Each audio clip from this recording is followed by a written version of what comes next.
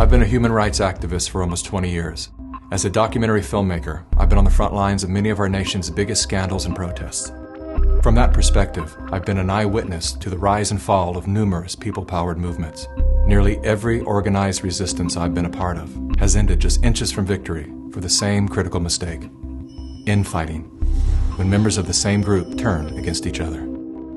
It often begins with whispers about the most prominent spokespeople of the cause. These rumors typically sound like, "I hear John is controlled opposition," or "Some people are saying Jane is compromised." While the use of infiltrators and agitators is a very real thing, I've yet to experience one scenario where such a label was accurately applied.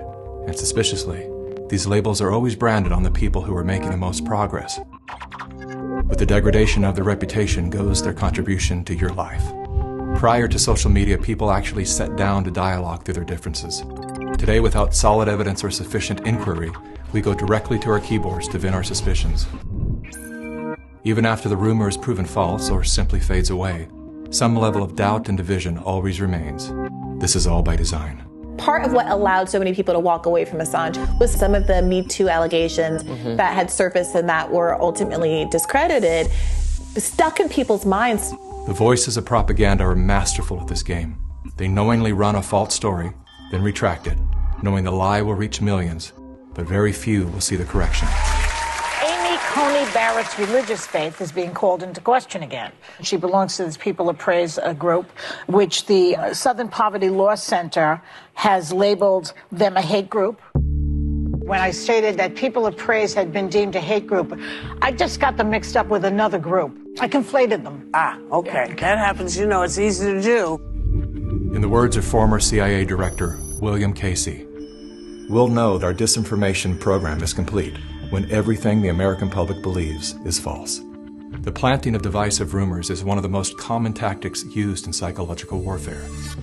As the lies bloom, like worker bees, well-intended citizens pollinate the masses with poisonous disinformation. What the gossiping bees fail to realize is that they themselves are doing the work of controlled opposition. They are literally, unwittingly, working on behalf of the very forces they believe they are resisting. Again, all of this is by design. While we've all been distracted by the latest trends and tragedies, everything that has influence on our behavior has been infiltrated by an agenda to control our thoughts. Whether their goal is to make us purchase a product, vote for a political party, or submit to experimental inoculations, there are forces at work who understand the functionalities of your mind far better than you do. Their goal is total control.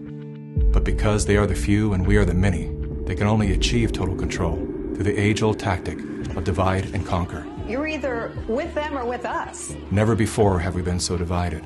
Divided by politics, religion, nation, state, race, class, gender, and now, vaccine status. To better understand how we got here, consider these three quotes from The Art of War by Sun Tzu. "The supreme art of war is to subdue the enemy without fighting. Victorious warriors win first and then go to war. The secret lies in confusing the enemy so that he cannot fathom our real intent." Though Sun Tzu lived over 2,500 years ago, his work remains at the heart of our CIA as well as the Chinese Communist Party's strategy today. It's no coincidence that around the same era as Sun Tzu, the words "united we stand, divided we fall" were first recorded. It is unity that will save our communities. As you see in the audience, Muslims, Christians, the Jewish community, Democrats, Republicans, white, black, everyone all in between. This is the example of what you get when you choose to attack all members of the human family. Our greatest power is our numbers, hence the relentless effort to shatter us into broken fragments. As their agendas are being exposed, the dividers will stop at nothing to cover their crimes against humanity. They have bunkers. All we have is each other. The good news is, that's all we need.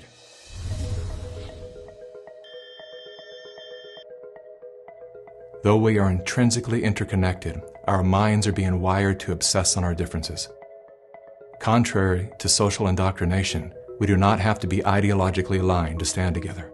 We don't even have to like each other. There is only one thing that we must agree on: that freedom is our birthright. Now is the time to let go of whatever it is you're holding on to.